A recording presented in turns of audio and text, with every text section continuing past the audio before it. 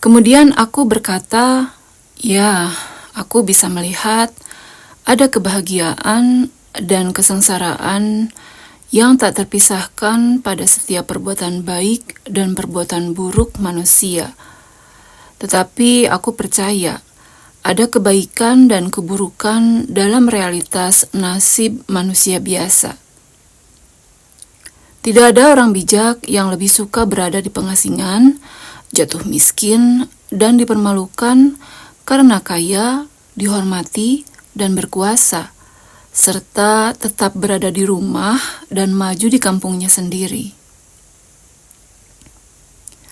Karena dengan cara inilah kebijaksanaan akan terlihat lebih jelas dan nyata cara kerjanya, yaitu ketika kebahagiaan para penguasa dikomunikasikan kepada orang-orang yang berhubungan dengan mereka, terutama jika penjara, kematian, dan semua penderitaan lainnya menjadi hukuman bagi warga negara yang jahat.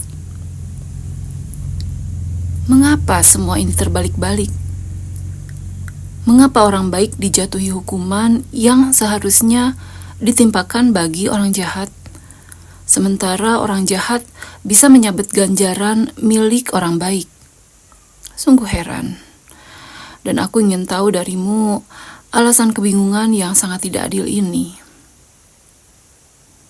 Mungkin aku tidak terlalu terkejut seandainya aku percaya bahwa semua kebingungan itu akibat adanya kebetulan yang tidak disengaja. Tapi aku semakin penasaran dengan pengetahuan bahwa kekuatan yang menguasai alam semesta adalah Tuhan. Terkadang Tuhan menyenangkan bagi orang baik, menyebalkan bagi orang jahat. Dalam kesempatan lain, Tuhan mengabulkan keinginan orang-orang jahat dan menolak keinginan orang-orang baik. Tapi karena perbuatan Tuhan sering berbeda-beda di antara dua alternatif tersebut, apa landasan yang membedakan antara perbuatan Tuhan dan kebetulan acak? Tak mengherankan, ucap Dewi Filosofia, jika ketidaktahuan akan prinsip tatanannya membuat orang mengira sesuatu itu tidak direncanakan atau kacau. Tapi meskipun kau tidak tahu alasan di balik rencana agung alam semesta, kau tidak perlu ragu bahwa kekuatan baik mengendalikan dunia, sehingga segala sesuatu terjadi dengan benar. Jika kau tidak tahu bintang-bintang Arcturus, berlayarlah dekat kutub surga tertinggi. Atau, mengapa sang pembuat kereta terlambat mengambil keretanya, sehingga terlambat menyelupkan lidah api ke dalam air laut? Meskipun kebangkitannya kembali lagi dengan tergesa, hukum yang berlaku di Taman Surgawi akan membuatmu limbung, dan membiarkan kemilau tanduk purnama memucat seiring malam membentangkan tepiannya ke seluruh penjuru cakram. Biarkan Phoebe meredupkan bintang gemintang yang tersingkap limbung, tepat sebelum sinarnya yang bercahaya menutupi. Seluruh bangsa tergerak kesalahan bersama. Hujan sering menampar pot dan wajan kuningan, namun tak seorang pun bertanya-tanya, kapan angin barat laut bertiup, menyapu ombak yang menderu untuk menaklukkan pantai. Atau ketika gumpal salju mengeras beku, mencair sebelum mentari musim panas menyengat. Semua sebab dalam hal ini terlihat jelas, tetapi sebab tersembunyi mengaduk-aduk hati manusia, terbingungkan oleh hal-hal yang jarang terjadi. Untuk hal-hal yang tak terduga, orang-orang ketakutan. Jadi, biarkan awan ketidaktahuan memberikan jalan, dan semua kejadian ini tidak lagi nampak menakjubkan. Begitulah ucapku. Tapi karena bagian dari tugasmu adalah menyingkap sebab dari hal-hal yang tersembunyi dan mengungkap alasan-alasan yang terselubung dalam kegelapan. Dan karena aku sangat terganggu dengan fenomena aneh ini, kumohon berikan pengajaranmu mengenai hal ini. Dewi Filosofia berhenti sejenak dan tersenyum sesaat sebelum menjawab. Kau mendesakku dengan pertanyaan yang paling agung, sebuah pertanyaan yang tak ada habisnya. Seperti semacam ketika telah lenyap satu keraguan, muncul lagi keraguan yang lain, tak terhitung laksana kepala hidra. Satu-satunya cara untuk memastikan itu semua adalah dengan api intelektual yang benar-benar menyala. Bahasan seperti itu biasanya menyangkut keesaan providensia, atau dalam bahasa Arab inayah al-ilahiyah, atau dalam bahasa Indonesia penyelenggaraan atau pemeliharaan ilahiyah, jalan takdir, sifat serampangan kejadian kebetulan yang acak, pengetahuan ilahiyah, serta predestinasi atau qada dan qadar, dan kebebasan kehendak. Kau bisa merasakannya sendiri betapa sulit topik-topik itu. Tapi karena pengetahuan mengenai hal-hal itu merupakan bagian dari pengobatanmu, kita akan coba memastikan sesuatu terlepas dari sempitnya penjara waktu. Dan jika pesona lagu-lagu masih menyenangkan hatimu, kau harus sedikit menunda kesenanganmu itu selagi aku merajut argumen dalam urutan yang tepat. Terserah kau, timpalku. Kemudian seakan-akan Dewi Filosofia telah memulai argumen baru. Dia berkata sebagai berikut. Pembentukan segala sesuatu, seluruh perkembangan apapun dapat berubah. Dan apa-apa yang bergerak dengan cara apapun, menerima sebab, tatanan mutlak, dan bentuknya dari akal budi Tuhan yang tidak pernah berubah. Dari singgasana tinggi keesaannya, akal budi Tuhan telah menetapkan rencana bagi semua kejadian. Ketika rencana ini dianggap sebagai kemurnian pemahaman Tuhan, ini disebut providensia. Dan ketika rencana ini dianggap mengacu pada segala hal yang gerak dan tatanannya mengendalikan, ini disebut takdir dari sejak nenek moyang. Jika siapapun harus menelisik maknanya, akan segera jelas baginya bahwa dua aspek ini berbeda. Providensia adalah nalar ilahiyah itu sendiri. Providensia ditetapkan di awal segala sesuatu dan menentukan segala hal. Di sisi lain, takdir adalah tatanan yang direncanakan, yang melekat pada hal-hal yang dapat berubah lewat perantara yang mengikatkan segala sesuatunya pada providensia di tempat yang telah ditentukan. Di saat yang sama, providensia meliputi segala hal, betapapun beragam atau tidak terbatas. Sementara takdir mengendalikan gerak satu persatu hal yang berbeda di tempat dan waktu yang berbeda pula. Jadi, penyingkapan rencana pada waktunya ini ketika dipertemukan sebagai satu kesatuan utuh dalam pandangan jauh ke depan akal budi Tuhan disebut providensia atau al-inayah al-ilahiyah, sedangkan seluruh kesatuan yang sama ketika terlebur dan tersingkap dalam perjalanan waktu disebut sebagai takdir. Keduanya berbeda, tetapi saling bergantung. Tatanan takdir berasal dari kesederhanaan providensia. Seorang pengrajin merancang dalam pikirannya mengenai rencana pembuatan sebuah benda.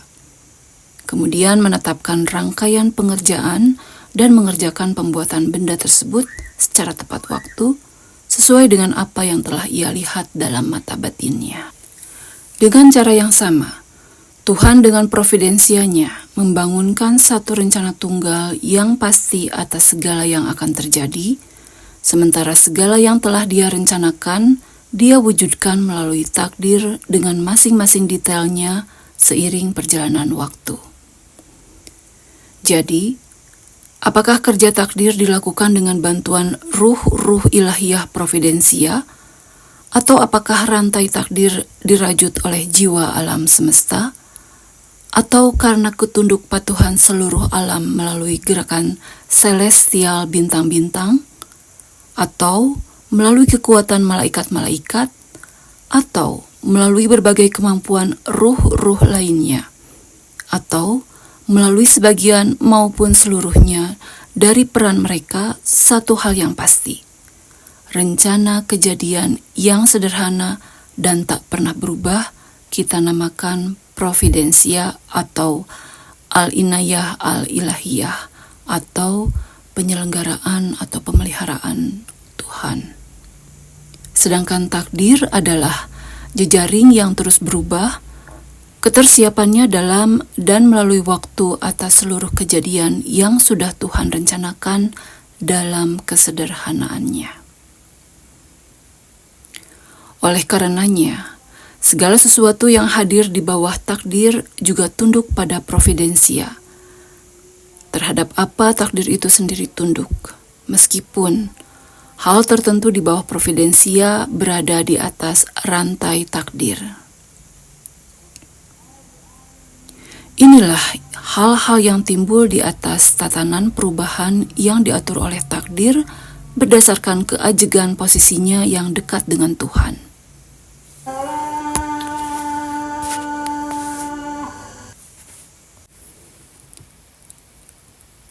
Bayangkan sekumpulan lingkaran konsentris yang berputar.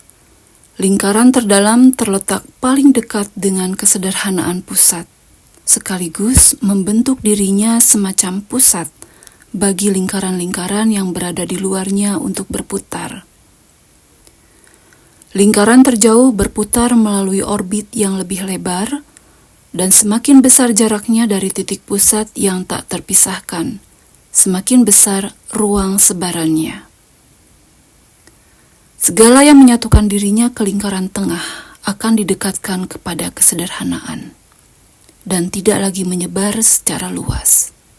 Dengan cara yang sama, segala yang menjauh dari kecerdasan utama akan terjerat dalam rantai takdir yang semakin kuat dan segalanya lebih bebas daripada takdir. Semakin dekat ia berusaha menuju pusat dari segala sesuatu. Dan jika ia melekat pada akal budi Tuhan yang teguh, ia akan terbebas dari pergerakan sehingga luput dari keniscayaan yang ditentukan takdir. Hubungan antara jalan takdir yang terus berubah dan kesederhanaan ajeg providensia adalah seperti antara nalar dan pemahaman, antara apa yang mewujud atau mengada, dan apa yang berada di antara waktu dan keabadian, atau antara lingkaran yang bergerak dan titik diam di tengah-tengah.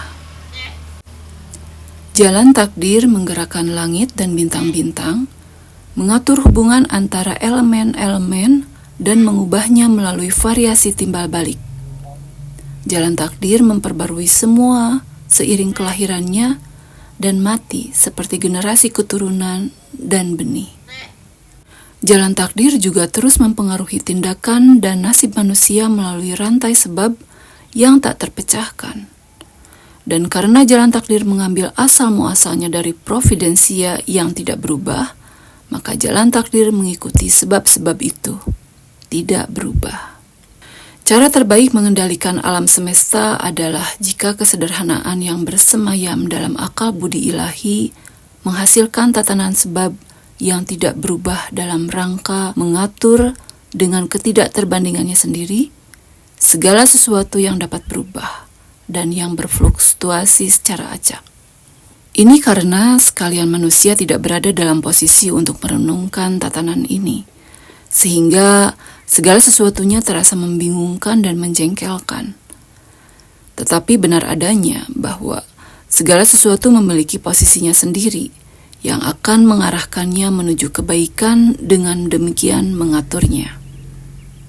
Tidak ada yang bisa terjadi karena kejahatan atau karena direkayasa oleh orang jahat itu sendiri. Dan mereka, seperti yang sudah cukup kita pertunjukkan, dikecohkan dari pencarian mereka akan kebaikan oleh kekeliruan dan kesalahan. Sementara, tatanan yang berasal dari kebaikan tertinggi di pusat alam semesta tidak dapat memalingkan siapapun sejak awal. Tentu saja, keberatanmu menyangkut mustahilnya terjadi kebingungan yang lebih tidak adil dari ketika nasib orang baik dan orang jahat terus berubah-ubah antara kemalangan dan kebaikan. Dan aku harus bertanya kepadamu, apakah manusia memiliki kesehatan akal budi sedemikian rupa sehingga mereka tidak pernah salah menilai siapa yang baik dan siapa yang jahat? Ya, penghakiman manusia berselisih paham soal itu, dan sebagian orang berpikir orang yang sama pantas mendapatkan ganjaran, sebagaimana yang lain menganggap pantas mendapat hukuman. Tapi andai kita membiarkan seseorang menghakimi antara baik dan jahat, sulit baginya melihat watak tersembunyi di dalam benak akal budi manusia. Sesungguhnya keterkejutanmu adalah seperti seseorang yang tidak tahu mengapa dalam kasus tubuh yang sehat, asupan yang manis cocok bagi sebagian orang, dan asupan yang pahit cocok bagi sebagian yang lain. Atau mengapa beberapa orang yang sakit sembuh dengan pengobatan ringan, sebagian yang lain dengan pengobatan serius. Tapi hal ini tidak mengejutkan bagi dokter, yang mengetahui perbedaan antara sifat dan tingkat kesehatan maupun tingkat kesakitan. Kini kita tahu bahwa pikiran yang sehat artinya kebaikan, sedangkan pikiran yang sakit artinya kejahatan. Dengan begitu, pelindung bagi orang baik dan momok bagi orang jahat tidak lain adalah Tuhan, Sang Pemandu dan Dokter Akal Budi. Tuhan mengawasi dari menara pantau providensia, melihat apa yang pas bagi setiap orang, dan memberlakukan apapun yang menurutnya sesuai. Maka, inilah keajaiban tak tertandingi dari tatanan takdir. Tuhan yang Maha Tahu bertindak, dan manusia yang tidak tahu terheran-heran dengan tindakan Tuhan. Mari kita lihat sekilas beberapa fakta menyangkut kedalaman Tuhan seperti yang dapat ditangkap akal manusia. Dalam hal seseorang yang kau anggap sebagai teladan dan pembela keadilan yang hebat, Providensia yang Maha Tahu berpikir sebaliknya. Salah seorang anggota keluargaku, penyair Lukan, telah mengingatkan kita dalam buku pertamanya, Parsali, bagaimana dalam pergulatan antara Caesar dan Pompei, sebab kemenangan pergulatan itu menyenangkan Tuhan, tetapi sebab kekalahannya menyenangkan Cato, meskipun ia pernah menjadi teladan kebajikan. Karena itu, kapan saja kau melihat apa yang terjadi di sini berbeda dari harapanmu, tatanan mutlak tetap terpelihara dengan kejadian-kejadian, meskipun terdapat kebingungan dan kesalahan dalam cara berpikirmu. Tetapi mari kita andaikan terdapat seseorang yang memiliki kebaikan moral sedemikian rupa, sehingga penghakiman manusia dan Tuhan bersesuaian. Seseorang itu akan tetap lemah dalam kekuatan pikirannya. Jika kemalangan menimpanya, ia mungkin tidak akan lagi bertindak lugu yang tidak dapat menjamin nasib baiknya. Maka, pengarahan yang bijaksana akan menyelamatkan manusia yang kemalangannya berdampak buruk, sehingga tidak menyusahkan orang yang tidak patut mengalaminya. Orang yang lain mungkin sempurna dalam setiap kebajikan, suci, dan sangat dekat dengan Tuhan. Providensia menilai, maka keterlaluan bagi orang tersebut menghadapi kemalangan sedemikian rupa sehingga ia bahkan tidak dibiarkan kesal karena penyakit tubuh yang diderita. Yang lain menerima perpaduan antara nasib baik dan nasib malang sesuai dengan kualitas pikiran mereka. Providensia menyengat sebagian orang agar tidak memberi mereka kebahagiaan yang terlalu lama, dan sebagian yang lain dibiarkan kesal karena nasib malang supaya mereka dapat memperkuat kebajikan pikiran mereka dengan bertindak dan melatih kesabaran. Sebagian orang terlalu takut menghadapi penderitaan yang sebenarnya mampu mereka tanggung. Sebagian lain selalu mencemooh karena penderitaan yang faktanya tidak mampu mereka tanggung. Keduanya dihadirkan agar manusia dapat menemukan dirinya melalui kesulitan. Beberapa manusia dengan mengorbankan kematian yang mulia telah memenangkan ketenaran dari generasi ke generasi. Sebagian lagi yang dengan gigih menghadapi hukuman telah memberikan contoh bahwa kejahatan tidak dapat mengalahkan kebaikan. Tidak ada keraguan bahwa hal-hal seperti ini memang benar-benar terjadi. Semua itu direncanakan dan sesuai dengan keadaan sebenarnya. Faktanya pun, orang jahat mengalami pasang surut nasib yang dikarenakan sebab yang sama. Ketika orang jahat itu menderita, tidak ada yang terkejut, karena semua orang menganggap mereka pantas menerimanya. Dan hukuman bagi orang jahat menghalangi orang lain berbuat jahat, sekaligus mengoreksi orang-orang yang terkena dampaknya. Dan ketika mereka mujur, hal itu menjadi alasan kuat bagi orang-orang baik untuk membuat penghakiman atas kebahagiaan tersebut, seperti yang kerap mereka lihat menunggu orang jahat. Ada juga hal lain yang aku yakin direncanakan. Mungkin ada seseorang yang keras kepala dan impulsif bahwa kemiskinan lebih mudah mendorongnya berbuat kejahatan. Penyakitnya itu diringankan melalui providensia dengan dosis kekayaan sebagai obat. Orang lain mungkin melihat hati nuraninya ternodai kejahatan perbuatannya dan membandingkan gurun pasirnya dengan nasib baik yang ia nikmati. Mungkin ia mulai takut beratnya kehilangan segala hal menyenangkan yang dinikmatinya, sehingga ia mengubah jalannya dan meninggalkan kejahatan karena takut kehilangan kebahagiaan. Ada yang terjerumus dalam bencana karena menggunakan kebahagiaannya secara tidak pantas, dan ada pula yang diberi hak untuk menghukum agar mereka dapat menjadi sumber uji coba bagi kebaikan dan hukuman bagi kejahatan. Sebagaimana tidak ada kesepakatan antara orang baik dan orang jahat, tidak ada orang jahat yang saling bersepakat antar mereka. Hampir tidak bisa terjadi sebaliknya ketika dengan sifat buruknya sendiri yang mencabik-cabik hati nurani, masing-masing orang berselisih dengan dirinya sendiri dan merobek hati nuraninya melalui kejahatan. Dan mereka seringkali melakukan hal-hal yang kelak disadari seharusnya tidak pernah dilakukan. Begitulah providensia yang berdaulat sudah sering menciptakan efek luar biasa. Orang jahat membuat orang jahat lainnya menjadi orang baik. Bagi sebagian orang, ketika mereka menganggap dirinya mengalami ketidakadilan di tangan manusia paling buruk, yang terbakar api kebencian manusia jahat, dan ingin menjadi berbeda dari orang-orang yang mereka benci, telah berubah dan menjadi berbudi luhur. Hanya kuasa Tuhan yang dapat membuat orang jahat menjadi baik. Ketika dengan penggunaannya yang tepat, Tuhan memberikan hasil yang baik. Karena tatanan tertentu meliputi semua hal, dan apapun yang menyimpang dari tatanan yang direncanakan dan ditetapkan padanya, hanya akan kembali ke dalam tatanan, meskipun tatanan yang berbeda.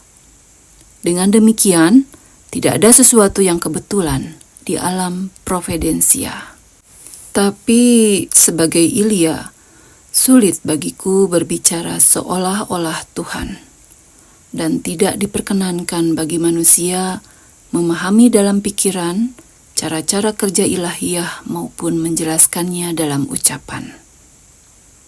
Cukuplah bagi kita mengetahui bahwa itu perbuatan Tuhan, pencipta alam semesta yang mengatur segala hal dan mengarahkannya kepada kebaikan.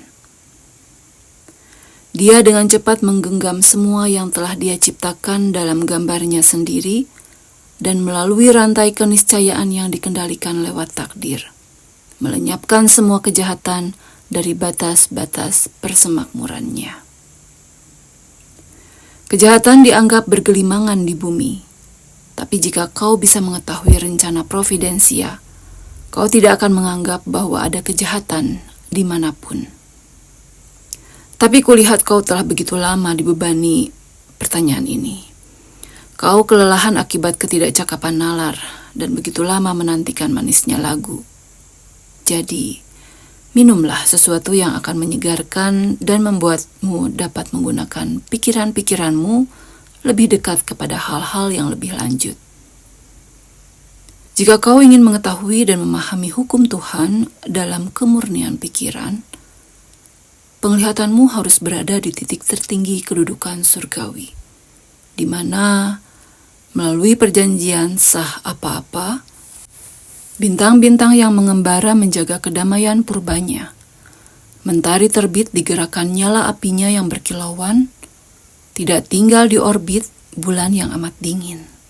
Begitu pula beruang di kutub tertinggi. Tentu, surga menggerakkan jalurnya yang berputar dengan cepat, yang tidak akan pernah turun ke laut barat, hendak mengikuti bintang-bintang lain yang terbenam dan menenggelamkan apinya ke kedalaman Atlantik. Dengan interval waktu yang sama setiap harinya, bintang kejora meramalkan senja malam dan kembali lagi sebagai bintang fajar saat fajar. Diciptakanlah kembali perjalanan abadi dengan cinta yang saling dan perpecahan perang. Diusir dari pantai surgawi di ketinggian. Kesepakatan ini mengatur semua unsur dengan ukuran yang sama. Itulah kekuatan sifat basah akan mengalah kepada kering yang tidak bersahabat. Dan dingin akan bersatu dalam persahabatan dengan panas. Liontin api akan melonjak ke udara, dan bobot masif bumi akan tenggelam ke bawah. Dan demi semua alasan ini, ketika musim semi menghangat, tahun berbunga akan menghirup aroma manis. Dalam musim panas yang terik, hari-hari mengeringkan jagung. Musim gugur yang matang telah kembali dengan buah yang diberkahi. Dan hujan yang turun membasahi hari-hari di musim dingin. Perpaduan ini membuahkan kelahiran dan menutrisi segala sesuatu yang menghembuskan nafas kehidupan di bumi. Perpaduan ini merampas, menyembunyikan, dan membawa pergi segala hal yang tenggelam dalam pidana mati.